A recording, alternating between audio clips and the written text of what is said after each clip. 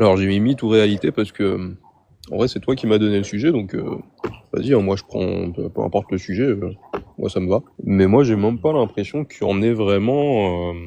Moi je trouve qu'on a quand même énormément de diversité encore dans la musique. Tu vois tu regardes tous les artistes new gen. Moi j'ai l'impression quand même que c'est hyper diversifié et qu'en plus le truc un petit peu new gen ça apporte de nouveaux styles de son. Je sais pas, t'en En penses fait, quoi? j'ai mal dit ma phrase. J'aurais dû dire l'homogénéisation de la musique dans la musique mainstream. J'ai oublié Ah. de préciser ça. Parce que oui, si on parle de tous les genres, genre la hood trap, il y a plein de trucs, plein de trucs. Tu parlais de quoi, toi? T'as dit quoi? La funk, Moi, j'ai voilà. dit la funk. Je sais pas, c'est le premier truc qui m'est venu, mais je pense à un autre style de Enfin, musique. Je sais plus qui fait ça. C'est pas Gazo? Non, Gazo, c'est de la trap, non? de la drill aussi, ouais, de la drill. Oui, drill, emo drill, tu vois. Plein d'alternatives à certains genres qui existaient déjà, tu vois. Ouais, ouais, c'est vrai. En plus, c'est pas du tout du copier-coller parce que franchement, enfin, la drill, c'est un genre bien unique avec des basses qui ont un pattern spécial, spécifique. Voilà. Ouais, moi, je Et, trouve que c'est plutôt diversifié. Après, effectivement, si on prend mais oui, uniquement le tout mainstream, ce voilà. qui est commercial, mainstream et tout, Ouais. là, c'est vrai que on a tendance à avoir un petit peu les mêmes schémas qui reviennent, des Ouais. instrus qui se ressemblent pas mal. Hein. Tu regardes Maître Gims, on a l'impression que toutes ces instrus, c'est les mêmes. Voilà, Maître Gims, il faut qu'on en parle en fait. Faut que C'est c'est clair. ouais. Je crois que j'ai vu une vidéo, ça fait vraiment 12 sons qui fait le. En fait, quand on dit que c'est un copier-coller, c'est même pas une blague parce que c'est vraiment le même.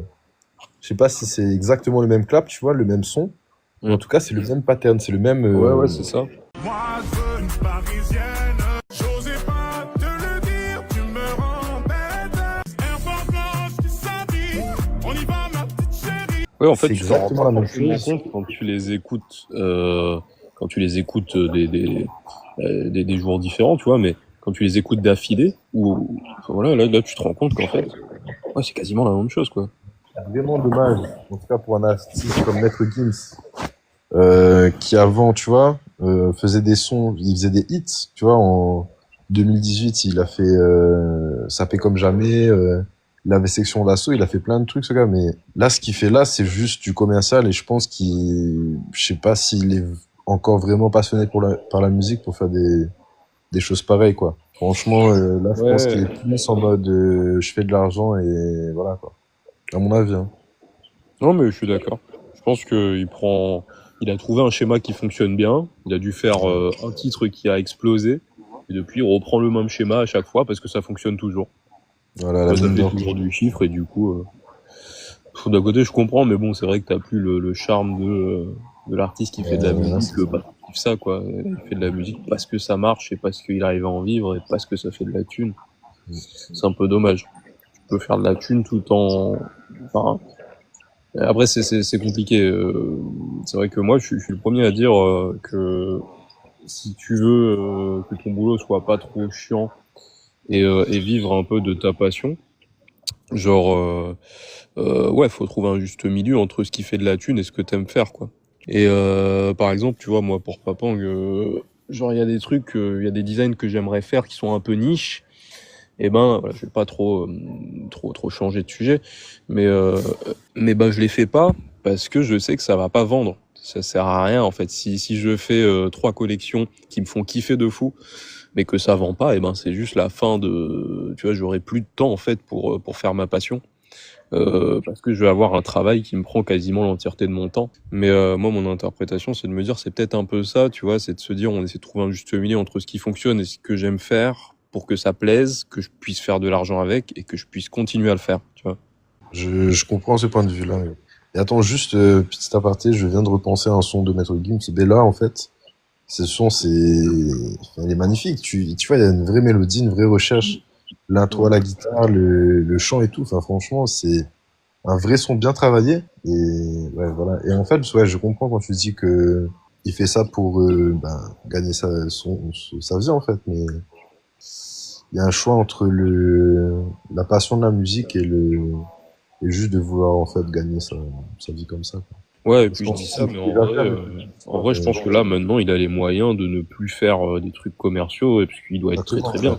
quoi. Donc je pense qu'en vrai, pour lui, ça tient pas, tu vois, mais pour les artistes. Il a sorti là, il a dû se mettre bien, hein. Franchement, je sais pas, il a Ouais. fait combien de films avec tout ça, mais putain, Après, je sais ouais. pas si elle, j'ai l'impression que ça change un petit peu, non, de ce qu'il a l'habitude de faire. Je me trompe peut-être, mais. Parisienne. En fait, Parisienne, quand tu regardes, c'est Parisienne, Une parisienne, et l'autre, c'est Ciel, ciel, tu m'avais pas dit. tu vois, donc, Ah ouais. exactement le même clap, le même rythme et tout, donc. Je disais, ouais, sans parler de Maître Gims, je sais pas si t'écoutes un peu la radio, mais tout ce qui dit Exo FM, enfin Exo FM, je crois pas qu'ils font trop de sons Maloya. Mais il y a une radio qui met que des sons Maloya. Le Maloya, putain, les accords c'est tous les mêmes, les rythmes c'est tous les mêmes. Après, je te le disais un jour, que j'ai l'impression que dans les morceaux créoles, peut-être que tous les morceaux créoles se ressemblent un petit peu. Ouais, tu m'avais dit ça. Un petit peu beaucoup, même. Même les morceaux créoles à la guitare, en fait, quand tu fais la guitare et t'apprends des morceaux créoles, tu te rends compte qu'il y en a beaucoup qui se ressemblent énormément. Toujours les mêmes accords, toujours le même rythme. Mais c'est vrai que, bon, c'est pas... ça revient souvent dans les mêmes contextes, tu vois. Dîner de famille, le dimanche en famille, machin. Je vois mal des gens, j'ai du mal à concevoir qu'il y ait des gens qui écoutent ça dans leurs écouteurs, tu vois, dans le bus, du Maloya, du... Après, il peut y avoir des bons sons, mais en fait, le problème c'est que c'est trop répétitif en fait. C'est que il y a trop de sons comme ça qui passent à la radio. Il y en a trop. Après, moi, j'écoute plein de trucs niches, tu vois. Enfin bon, on se connaît un petit peu maintenant, donc tu sais un peu ce que j'écoute. Mais ouais, c'est une sorte de frustration aussi, hein, quand t'écoutes des trucs un peu niches et que la plupart des personnes autour de toi, ils écoutent des trucs plus mainstream. Mais je pense qu'à un moment de notre vie, enfin pour beaucoup, on arrive à un stade où on a tellement tendance à entendre les mêmes choses qu'on a envie d'écouter un truc qui change un petit peu, tu vois, qui sort un petit peu de ce qu'on a. Après, ça c'est compliqué parce qu'en vrai, les styles changent beaucoup en fonction du temps. Genre, je pense que tu peux toujours écouter du mainstream et que le mainstream peut changer. Tu vois, je sais pas si tu vois ce que je veux dire. Genre, pendant un moment, c'était la drill. La drill était mainstream. Là, en ce moment, c'est la jerk. Et à un moment, il y avait le plug and bill et tout comme ça. Et, Ouais. genre, c'est vraiment plein de musique mainstream le font aussi. Et voilà, plein de musique mainstream comme ça. Et en vrai, tu peux continuer à switcher entre mainstream et mainstream, mais tu vois ce que je veux dire?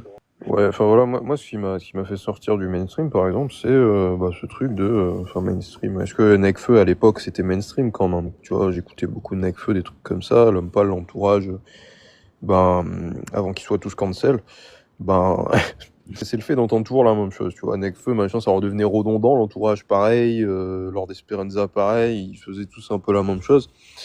Et du coup, c'est là où j'ai commencé à écouter des trucs un peu plus niches. Genre Retro X, genre j'écoutais quoi, Jordi. Ils veulent l'être, mais je suis ce Rolling Stone.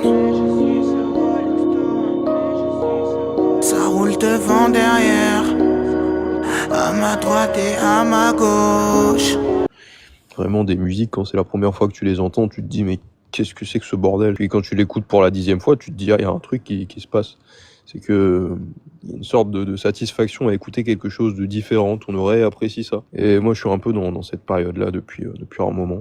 C'est que j'ai envie d'écouter des choses qui changent, quitte à... D'ailleurs même la Gen Z en fait est dans ce truc-là, je trouve la Gen A, la Gen Z.